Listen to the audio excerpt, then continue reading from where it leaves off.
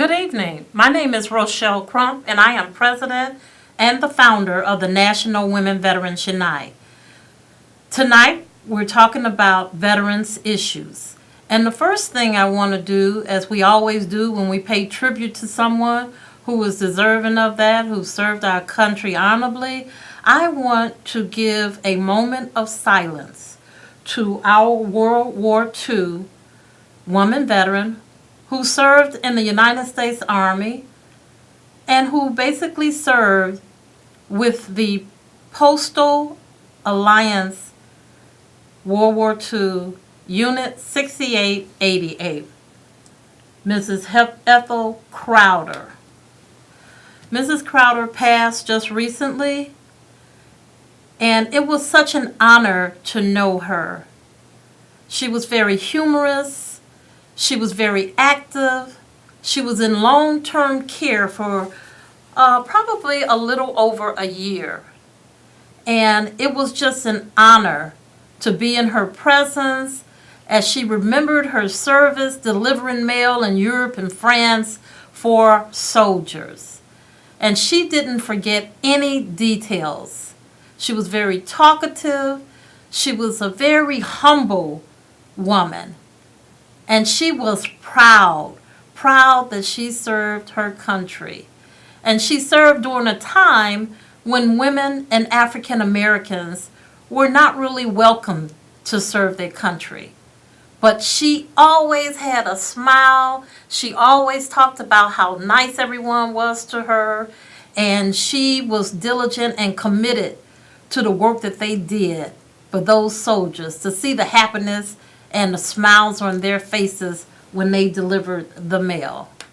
So we're going to have a moment of silence for Mrs. Ethel M. Wingle Crowder, World War II, the historic Postal Unit 6888, and any other intentions that you may have, because we know so many have given so much.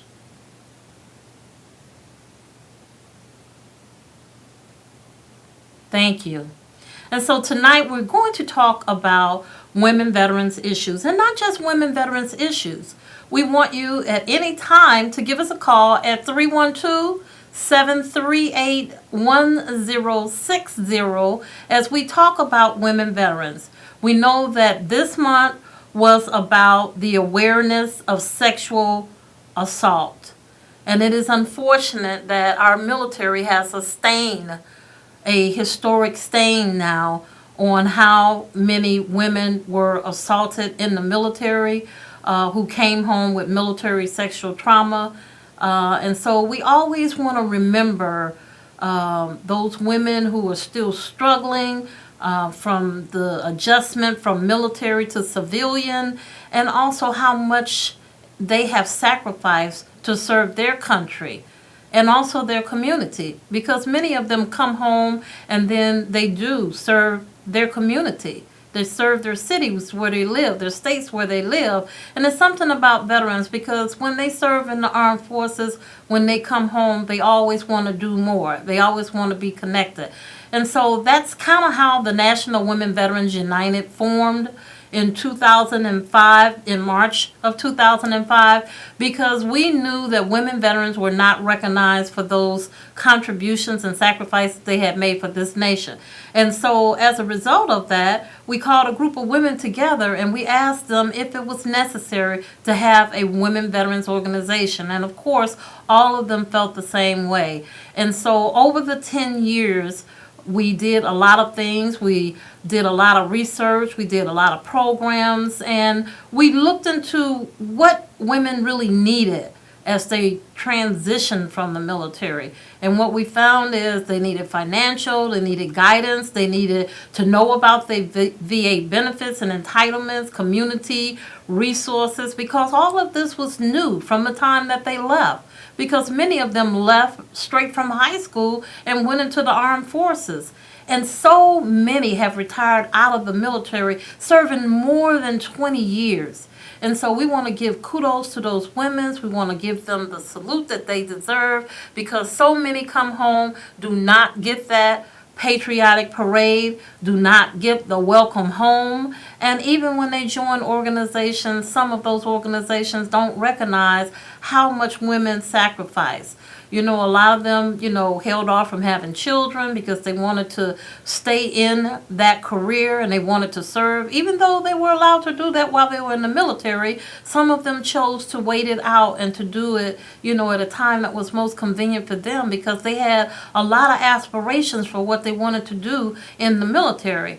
And so, you know, we always want to do the studies and do surveys to find out what are those greatest needs. So what I'm finding out about employment is that women veterans need assistance in navigating through the state, federal, county job market to see whether or not they can get the preference and entitlements that they deserve and that they earn to get jobs. However, the transition is a little kind of, you know, unknown to them as they come home and they start filling out applications after 20 years serving in the armed forces, haven't had to actually have an interview or to complete an application that's about 3 pages, 4 pages long to give them the information. Then changing the military jargon over to civilian language so that people can understand exactly what they did while they were in the military, even though a lot of those things are basically those same career titles that we have in, you know, our normal daily careers. And so they still need that assistance. And we want to make sure that when they don't know or they have, you know, some questions about it, that we can get them to the right source so that they can find out. I mean, just recently, I was assisting a woman veteran, and, you know, she, you know, very smart lady, but there was a lot of things that she didn't know about, you know, the VA system, the healthcare system, how to, you know, do the applications for those complicated and comprehensive agencies that require you to do so much. Then she was disabled. She never knew that, you know, she got 10 points preference instead of 5 points because she was disabled. So, you know, those things really matter. And so we want to continue as an organization, as a women veterans organization, women veterans helping women veterans. That's part of what we do. And that's our mission. Our mission is to make sure, you know, from the reserve status to the National Guard, active duty, you know, we want to make sure that they know exactly what they're entitled to. We don't want them to wait years out and then find out they're not eligible because the time has expired, you know. And so a lot of times what we do is we encourage them when they come home. You know, if you had any accidents, any injuries, now is the time to make sure that there's record of it. You know, if in fact you're still taking medication for it, if in fact you're still seeing physicians for it, we want to make sure that you understand that you may be entitled to compensation for those ailments and illnesses. And so, you know, sometimes, you know, people have rashes or something like that. Maybe you're using, you know, medication, creams or anything like that. You may be entitled to a clothing allowance. Simply because, you know, it may be in an area where it stains your clothes and you're having to put that cream on all the time. So there's a lot of things still new to a lot of our military personnel. And so we encourage you when you come home to join an organization that you can find more out. If you have any questions or comments, you want to give a shout out to a veteran, we want you to call 312-738-1060. And so we want to also have financial literacy workshops. Those are some of the things that we do. And I'm happy to say that on Saturday, we will be having a 101, Adulting 101, Saturday at the National Women Veterans United Center. And that center is located at 790709 South Racine. So that's 7907-09 South Racine. And what our presenter, Dale Tippett, will be presenting Concepts to Encourage series. And he will be talking about a number of things that will help you basically be prepared for the unexpected, how to get mentors, how to get customers, clients, or a job, and more. You know, a lot of things that we talk about is pushing so that we can have more veterans in the business world, more entrepreneurship, you know, because that's important too, to have something else that you can can go to that's going to help you if, in fact, you decide at any time, I don't want to do the 9 to 5. What else can I do? You might have your military, pension or annuity, but you can always do something else, to help you boost your income, to help you to still be connected to the outside and to your veterans. So we encourage you to please at all times stay connected to veterans organizations in the community, not in the community, your national organizations that are helping, the American Legion, DAV, VFW, and even though they don't particularly, they have courtesy for women veterans, but they don't talk our language all the time. Let's face it, they're a huge help to us because they can get the word out and they have a national seat in Washington, D.C. But we're fighting to get that seat too. That's important to us because who better to represent our issues than women veterans? Because they talk about those things that are key straight across the board, and we want to hear those things, but we want to hear about those things that are basically more beneficial to us, healthcare, the things that help us grow as we get older, those type of significant studies that need to be done, the significant comprehensive mammograms, pap smears, all those things that they don't resonate with. Even if they have wives, I'm sure that they may not even be talking about those things with their wives. And we tell them, encourage your wife to go and get a mammogram. Encourage your wife to have a pap smear. Those things are important. Sometimes a lot of us don't like to go to the doctor. If nothing hurts, nothing's bleeding, and there's no sign of anything, then we just don't want to go. So we need to have those annual checkups, particularly as you age. And so, we also want to recognize those other agencies and organizations that are doing things to honor our veterans. So this Sunday, April the 23rd, there will be a dinner served at True Rock Ministries located at 57 East 16th Street. It's a free dinner and program to honor veterans. And so we, on behalf of them, invite you because it's free and because if in fact you are alone and you just need, some company and you want to go somewhere and have a free meal, that would be the place to go. And Comrade Stanton works for the Paralyzed Veterans of America, and we give a shout out to him and thank him for having this type of event every year. And it's important because in the community, we need to do more. We need to be more visible in the community as veterans. We need to be talking to those young people in the community. Let them know that we serve. Wear your veteran gear, your hat, your jacket. Most men do, most women don't. So we encourage women veterans, if you serve, put those hats on. National Women Veteran United members, we want to remind you, put those jackets on, put those polos on, put those hats on, your covers, let them know that you serve, because a lot of times they get lost in that transition and we are not writing ourselves out of history. And so, we want to make sure that even when we see women on the street who may be homeless, don't forget to ask them, are you a veteran? How can I help you? And if in fact they are a veteran and maybe you don't know what to do, then you too can give us a call.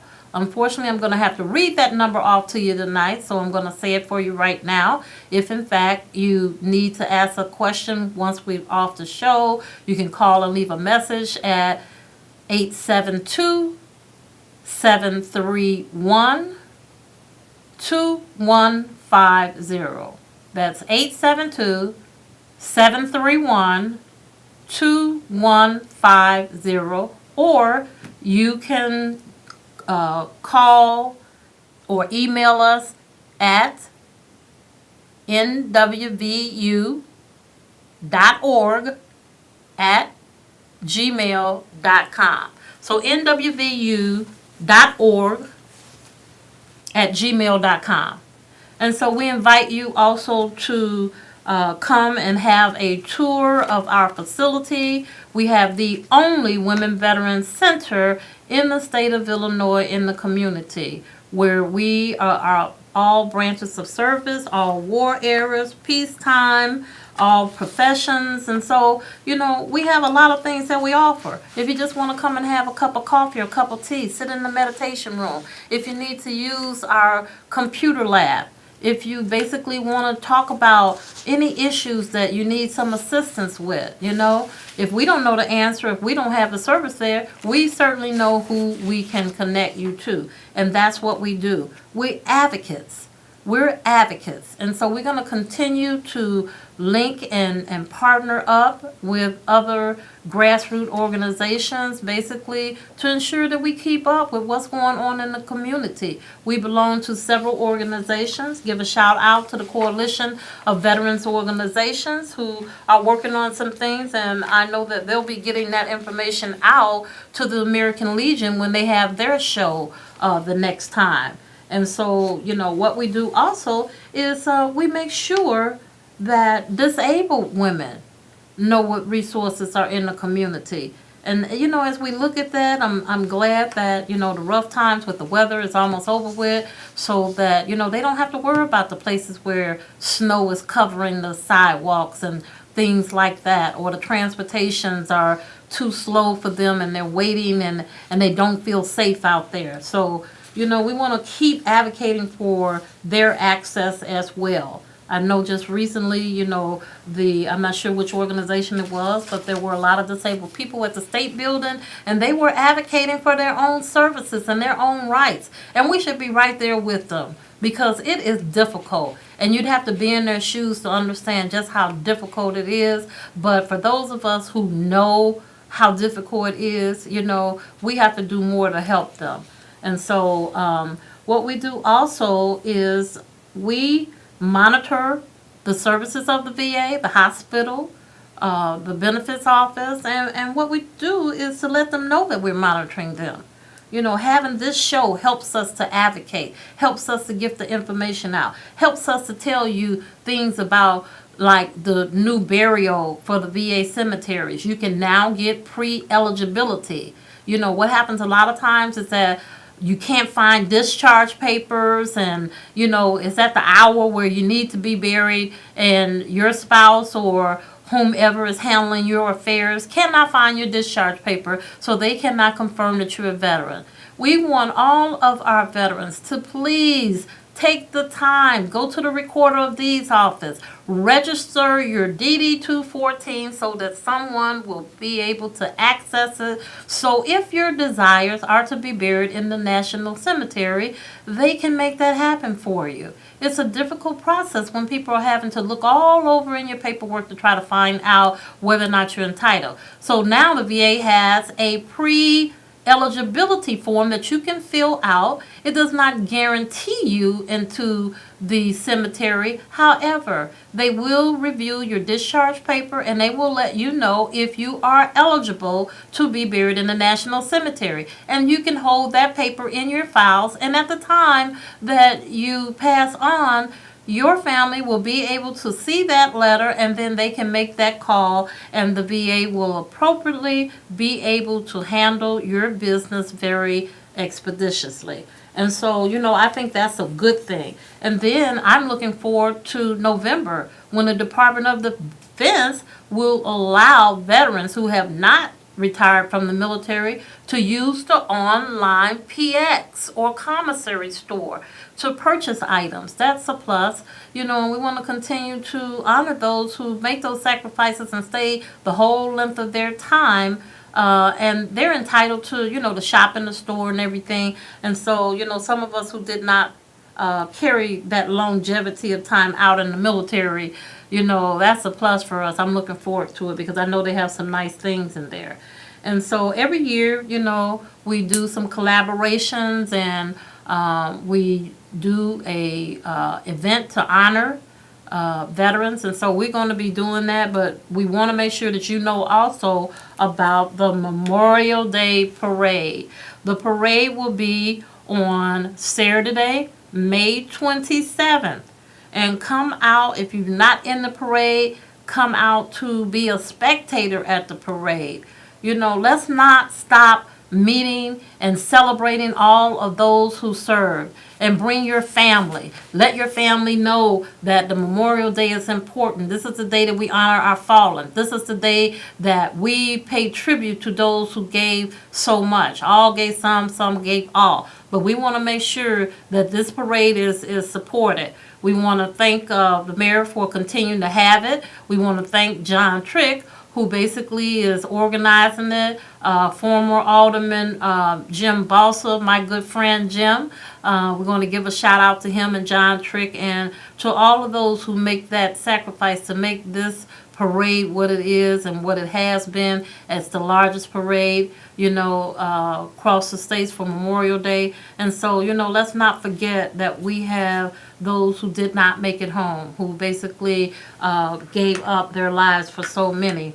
And so, every year, the National Women Veterans United, we also host events with the Dignity Memorial cemeteries. And so what we want to do is to give the Dignity Memorial cemeteries, a shout out, letting them know that we really appreciate that. Diane Comer, sales manager, Murtis, Taylor, and all of their staff at the two cemeteries at Oakwoods, located at 1035 East 67th Street. Now, these two events will be held on Monday, on Memorial Day, Monday, May 29th.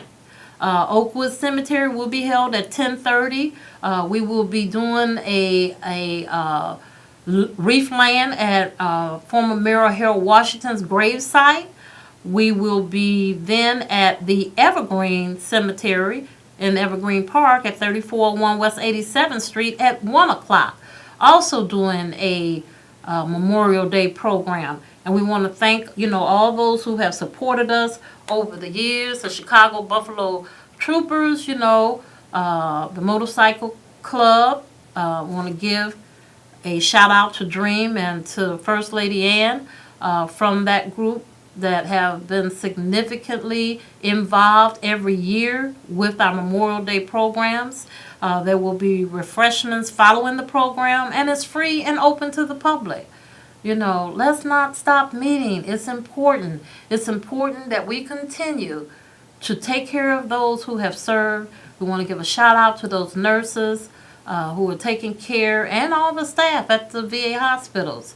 And we want to encourage those who are not doing a good job to start doing a good job to take care of our veterans. Because we see you, and we want you to know that, we want to make sure that everybody can say that they're getting good service at the VA and at the vet centers that have done so much also. We don't want to leave those ladies and gentlemen out at the vet center. Our Stand Down for Women Veterans is coming up in September, and we'll be bringing that information back when we come to CAN TV.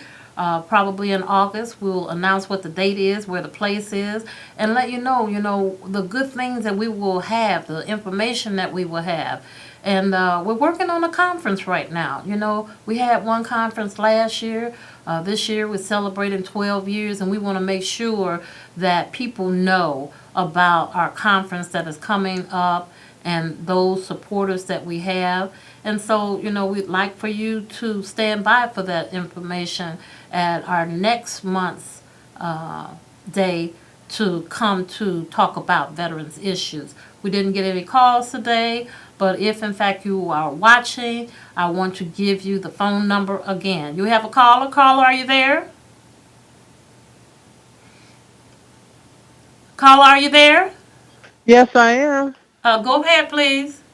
Yeah, I just want to make a comment about women veterans specifically, but all veterans in general. I think there's so many women veterans out here that still are not getting their services.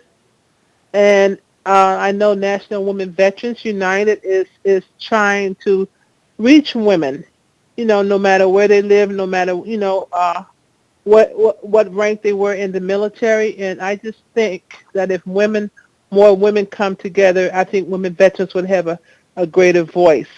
Because if we continue, by the way, I am a woman veteran, and I just think if we keep continuing to speak in little voices, one here, one there, they may pay us attention, but not a lot of attention. So to get things done for women veterans, we started from nothing, and we've worked our way up, but there's still a lot to be done. So I just think if women veterans just come together, come to some of the meetings just to see what we're about, see what you can do to help, and the women that are members, see if you can contribute a little bit more, not just money, but maybe your time and your ideas, things like that.